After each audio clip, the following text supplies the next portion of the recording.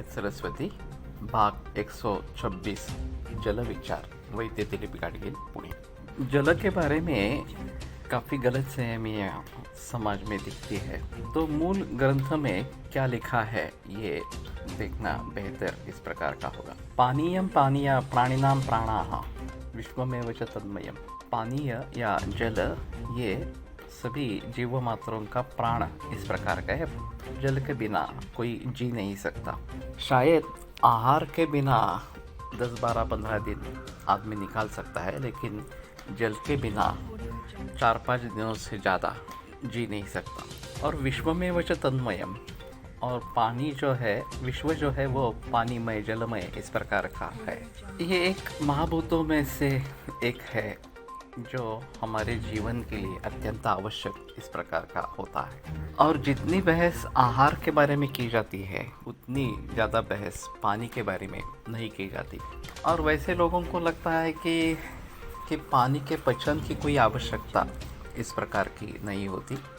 वो वैसे ही हम जितना लेंगे उसको शरीर पचा पाएगी। और फिर ज़्यादा पानी पीने से जैसे गटर अच्छे रहते हैं कि शहरों में नालियाँ वगैरह इस प्रकार की होती है, और अगर पानी का ज़्यादा प्रयोग करेंगे तो वे साफ सुथरे रहेंगे। उसी प्रकार से ज़्यादा पानी पीने से शरीर में जो नलियाँ वगैरह इस प्रकार के सिराएँ हैं वो साफ सुथरी अच्छा रहेगी।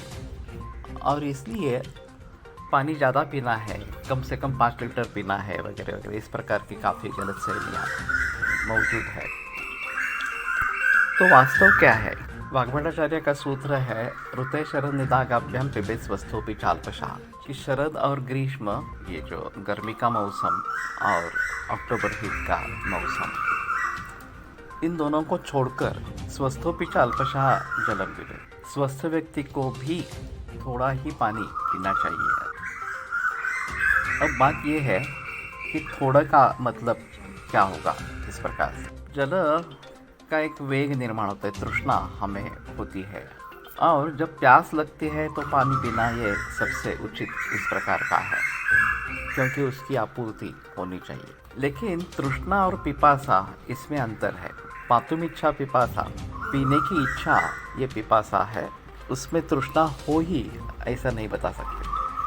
अगर सच्ची तृष्णा है तो पानी लेना ही है, उसमें संदेह की बात नहीं है। लेकिन सामने पानी दिख रहा है और इसलिए उसको पीने की इच्छा हो रही है, ये पिपासा है, ये तृष्णा नहीं है, तो उसमें पानी नहीं पीना है। तो मुहुर मुहुरवारी पिबेद अभूरी, ये एक दूसरा सूत्र आता है कि पानी बार बार थोड़ा थोड़ा पिए। एक बार एक गिलास ले लिया तो पूरा गिलास ख़त्म करना है, ऐसी कोई स्थिति नहीं होनी चाहिए। मुझे अगर 2 घूंट की ही प्यास है तो मैं 2 घूंट ही सही ले लूँगा। अगर उससे प्यास बुझती नहीं है तो फिर से 2 घूंट ले लूँगा। जब तक प्यास की आपूर्ति नहीं होती, जब तक तृष्णा शांत नहीं होती, तब तक ऐसा थोड़ा थोड़ा ले लेंगे तो उसमें प्रॉब्लम नहीं है। लेकिन गिलास ले लिया है तो गिलास पूरा ख़त्म करना ही है, ऐसा सोचकर हम अगर ग्लास पीते जाएंगे इस प्रकार से, तो तेजस प्रतिपक्षत्वात् मंदाग्निर्वर्जयेत् जलम, ये सूत्र। जैसे बाहर कहीं आग लगी हो तो उसके ऊपर पानी का मारा किया जाता है और उससे आग बुझती है, उसी प्रकार से जाठराग्नि जो है शरीर में स्थित, उसको प्यास बुझा देती है। और इसलिए जो मंदाग्नि है, जिसका अग्नि पहले से ही मंद है, उसको पानी नहीं पीना है, इस प्रकार का बताया है। आगे सिलसिला चलता रहेगा।